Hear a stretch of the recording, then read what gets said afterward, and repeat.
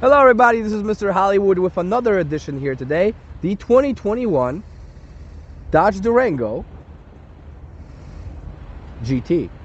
Now, this one, I like the little tweaks they've done for 2021. It's not a whole lot of differences. You'll see some slight changes here and there. Perhaps the biggest is the lights you'll see, some new wheels, and as well as a 10-inch touchscreen, which is awesome. It's a new Uconnect 5.0 system, which is a little bit sleeker, a little bit faster, and a little more responsive. I like the larger size of a screen because I have fat thumb syndrome, so it's kind of hard to hit the buttons sometimes. But you guys will love this one. Of course, key's the same. You still have the hidden key inside here if your battery runs out or if you need to get into a car after you've done something with it, right? But if we put the key in the pocket, we can get into the vehicle. You see me just locked it. There's a button on here and there's a sensor. When I put my hands through the door handle, you'll see it unlock and I can get in. And I can lock it with just one push of a button. Now this is on both sides of the vehicle, so that's pretty easy. We also have the fuel tank, which does not open with a button as you know in some of these. It's actually a push to it. So you just push on that and you unlock it. And then you don't have to twist it off or on.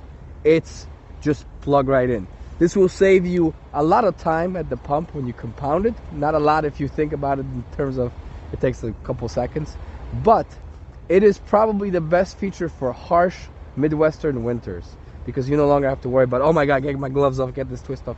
No, you just plug and go. It's pretty simple. You will also notice that these are the third row seat options, but what's awesome is they have a pretty big trunk anyhow. So even with a third seat up, you still have a lot of space here. You have a little shelf there for keeping stuff from rolling around in the trunk, but you also have, this is what's cool, they put a little shelf here for storage. Like you see, we have a coat here and we have some ice as an example. We also have some other things here. So it's nice that you can have these out of the way. You can still pour some boxes. And if you need storage, it's super quick to fold them. It's not like, oh, I gotta pull this lever and this lever here. Unlike a lot of our competitors, all you gotta do is pull this and just push it down. And it folds right down neatly flat. So it's super easy to do and it gets you right away. And you see the captain's chairs, the way they've optimized the spacing is you have it all the way to the captain's chair. So there's no missing space and it lays down flat. The front seats, these are very, very comfortable and roomy. This is what's beautiful about the Durango. You have a nice little handle here to easily hop in. Now I'm 6 feet tall, about 230 pounds, so I still have some knee room and I still have some headroom, which means this is large enough and comfortable enough for most. There's a nice 2 cup holders in the center with a little shelf here. You have your own temperature zone, your own temperature control zone, the light, fans here too. So it's a lot of room. And additionally, you can even recline these so that you can sit more comfortably on the longer trips and give yourself a little more headroom as well. If we want to store more in the back, we can take these seats and fold them down as well, giving you more flat space. Notice how much room that gives you. I mean, 75, 80-inch TV box easily going flat in here, right? Lots of room.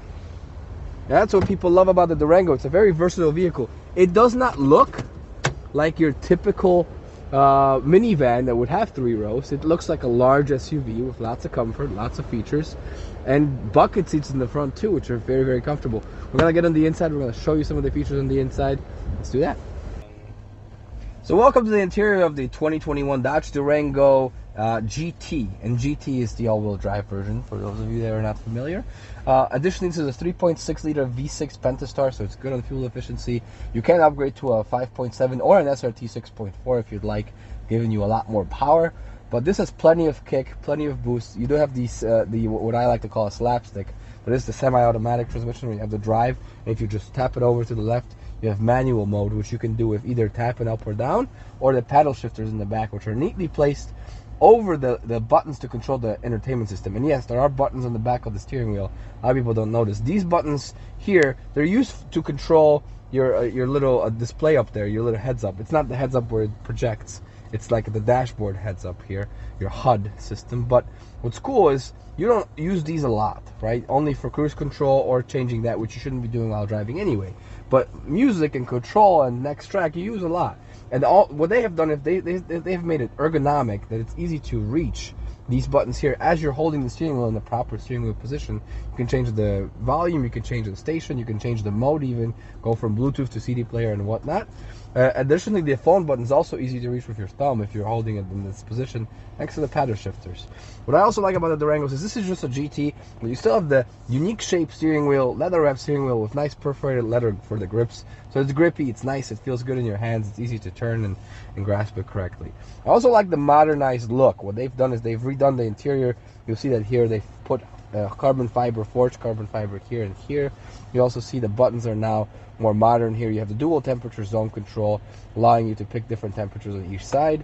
You have your plugins, USB-C ×2 and USB ×2, as well as an aux block for those folks that like to stick with the old way of doing things. You also have your lights, which are nice. The ambient lighting is very nice and neat in the night. It provides you with some visibility, as well as you won't miss when you're putting the cup in. Now, I don't know if you've ever done this, but I have done it before where I brought my coffee and I didn't have ambient lighting in an older car. Tried to put in the cup holder and I absolutely missed blowing the coffee up all over myself. Now, you can call me a klutz, that would be accurate. I am. You have a nice storage here too, which I like because this is actually perfect to fit your phone onto so that it doesn't flop around and fly around, which is great because then you have the plug here, it won't fly around a lot and you don't have to put it in the cup holder. You also have a nice little spacing for your key, which is what I like about Dodge. They think about everything, right? Little spots like this to put your key in. You have a two-tiered glove center console compartment right here, as well as you have a nice large glove box right here. And this glove box is cool. It's big, it's deep. You can easily put a nice packet of documents in there if you need it. And then you have a power plug next to it too. It's not here, it's actually here, which is kind of cool. If you think about it, it's a little different location for it. Kind of get it out of the way of the driver, right? Anyway, there isn't too much fumbling going on over here. Now for the highlight of the vehicle, the 10.1, I think it's 1, but I might be off. 10.1 inch touchscreen. It's a new thing. It's a Uconnect 5. You'll see that there's a redesign. You have bigger icons. They are redesigned with new fonts, but the ideology is still very similar. You still have your comfort, your navigation, your phone, and your vehicle information all here, and your applications. What's cool about it is, again, you can also customize things by just simply holding them and moving them to where you prefer them, and you can customize what's on the bottom. You also have your home, which kind of gives you an overview of everything, and you can customize these by moving these around. You have the little things that you can expand into. It kind of gives you a quicker way to get an overview of everything. I like that. They did not have this before. This is new. So you have a map on one side, you have your comfort and your air conditioning on the other. You also have your phone over here once you add the device. So it's cool. You can easily hop in and you have your pages. You can actually add a page and change things around here. You can have different layouts, what you prefer, what you want to highlight, which is awesome. It gives you a lot of flexibility. And then media, of course, you have your Sirius radio, you have your FM, you have your Bluetooth, you have your plug-in, Uconnect, and all that stuff. You also have a lot of other functionalities. We can't get into all of it because there's just tons. Obviously, temperature controls, it's duplicated. So you have one here, and you have one up top. I personally prefer the screen because it's a lot faster and easier to use than pressing the buttons. But for some of you folks that like the buttons, it's a nice thing to use, especially if you're on the fly. The navigation has been upgraded. It's a new system, new map. It looks prettier. It works prettier. It works smoother. And I mean, it's fantastic. If you don't like using the map built-in onboard, you have Apple CarPlay and Android Auto, which allows you to use Google Maps, Apple Maps, whatever you may prefer. Phone connectivity, of course, is also here. Easy to connect with 2 phones, more phones. You can even have 2 phones active at once, which is kind of cool. For vehicle information, you can change things like you can immediately view rear view camera, even as you're parked. So you can actually, or as you're driving forward, you can look behind you. You can fold the headrests in the back if they're blocking your rear view mirror, and you can change and customize a lot of these settings. They're all in plain language, which is what I love. If you go into some of these, some of our competitor vehicles, some of these things are not in the same language. They use very technical things, and here they kind of explain it to you simply so you can see what's going on. And they will even like have information buttons for you so you can review things and have everything show up for you. Apps, there's a lot of applications you can go through.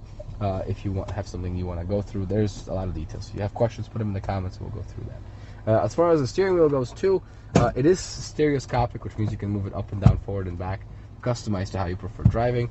I also like the fact that they have a black I forgot the word for it.